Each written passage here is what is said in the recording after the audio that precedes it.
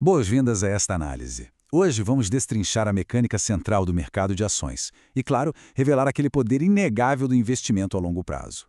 Para quem sempre buscou entender como o capital realmente se multiplica de uma forma eficiente e contínua, bom, o caminho começa exatamente agora. Vamos lá? A nossa estrutura de hoje é bem direta. Primeiro, vamos passar pelo básico das ações, depois, a dinâmica do mercado, seguida por uma simulação na prática bem interessante, e para fechar, os pilares para o sucesso. Então, começando pela primeira parte, o básico das ações. Para a gente realmente compreender o mercado de ações, é preciso fazer uma pergunta bem central. Olha só, por que uma empresa que está lá em pleno crescimento, precisando de capital para construir novas fábricas ou desenvolver novas tecnologias, simplesmente não pede um empréstimo gigantesco num banco tradicional? Afinal, sabemos muito bem que os juros bancários podem ser amargos o suficiente para sufocar rapidamente qualquer expansão, por mais promissora que seja a ideia. A grande sacada aqui está na divisão. Em vez de assumir dívidas paralisantes, a companhia divide o capital social em milhões de pequenos pedaços. E esses pedaços são o que a gente chama de ações. E o mais legal é que adquirir uma pequena fração dessas transforma o investimento numa participação real na sociedade da empresa. Não é só um código piscando numa tela de computador, sabe? É uma propriedade autêntica, uma fatia real do patrimônio e do futuro daquela organização. É ser sócio mesmo. E claro, a recompensa por depositar essa confiança no negócio tem um nome que brilha aos olhos: os famosos dividendos. Basicamente, eles representam as fatias diretas e proporcionais do lucro gerado e distribuído pela empresa.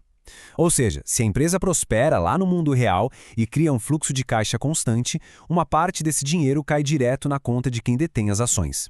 Funciona como uma recompensa super tangível por acreditar e investir naquele projeto. Agora, essa dinâmica de participação se divide principalmente em duas categorias. De um lado, temos as ações ordinárias, que terminam com o número 3. Elas dão aquele direito valioso de voto nas assembleias, garantindo uma voz ativa nas decisões da empresa. Do outro lado, temos as ações preferenciais, que terminam com o número 4. Nelas, abre-se mão desse poder de voto em troca de uma baita vantagem financeira, a prioridade absoluta na hora de receber os lucros e os dividendos que acabamos de mencionar. Certo, avançando agora para a nossa segunda parte, a dinâmica do mercado. Pensem na Bolsa de Valores, como a B3 aqui no Brasil, funcionando exatamente com a lógica vibrante de uma feira livre, só que digital. Isso ajuda a trazer um conceito que muitas vezes parece super abstrato e até meio intimidador para uma realidade bem familiar. Em vez daquelas barracas de frutas e legumes, o que temos são painéis eletrônicos negociando fatias de grandes empresas. De um lado, milhares de pessoas querendo vender suas fatias. Do outro, milhares de pessoas caminhando pelos corredores virtuais querendo comprar. É o mercado acontecendo na prática. E para participar ativamente dessa praça digital e caminhar por esses corredores virtuais, a ferramenta usada é o Home Broker. Em termos bem simples, é uma plataforma tecnológica e totalmente segura fornecida pelas corretoras. É por lá que as ordens de compra e de venda são enviadas e executadas num piscar de olhos, conectando qualquer pessoa interessada direto ao coração pulsante da Bolsa de Valores. Mas afinal, o que é que dita o sobe e desce dos preços nessas negociações diárias? O verdadeiro batimento cardíaco desse mercado é a eterna e super inflexível lei da oferta e da procura. Os preços das ações sobem, inevitavelmente, quando a demanda é maior que a oferta. Ou seja, quando tem muito mais gente querendo comprar do que gente disposta a vender. Da mesma forma, os preços caem quando o ambiente está lotado de vendedores, mas faltam compradores interessados. No fim das contas, a pura natureza humana guiando a economia. Navegar por esse ambiente de flutuações exige, sem dúvida, uma mentalidade bem estratégica. Uma análise de valor bem-sucedida passa por questionamentos bem fundamentais. Essa empresa é bem gerida? Ela vai ter um mercado consumidor sólido daqui a 10 anos? Avaliar quem está tomando as decisões lá na cadeira da presidência e a sobrevivência a longo prazo dos produtos ou serviços? Bom, é exatamente isso que separa um planejamento financeiro robusto de uma simples aposta passageira. E isso nos leva à parte 3, a simulação na prática. Vamos ver os números. Vamos imaginar um cenário realista. Um capital inicial de R$50 mil, investido lá em janeiro de 2026. A premissa aqui assume um retorno histórico e até conservador de 11% ao ano, mesclando a valorização da ação e o pagamento de dividendos. Mas atenção a um detalhe crucial. Nenhum novo depósito vai ser feito. O dinheiro inicial terá que trabalhar e se multiplicar de forma totalmente independente. A matemática dos juros compostos ao longo do tempo é simplesmente implacável. O capital cresce de uma forma incrível, aumentando cerca de 68% nos primeiros 5 anos e batendo a casa dos R$ 84 mil em 2031. Mas olha só a verdadeira mágica matemática acontecendo em seguida. A curva de crescimento acelera agressivamente, para quase triplicar o montante inicial até 2036, ultrapassando os impressionantes R$ 141 mil. É surreal, né?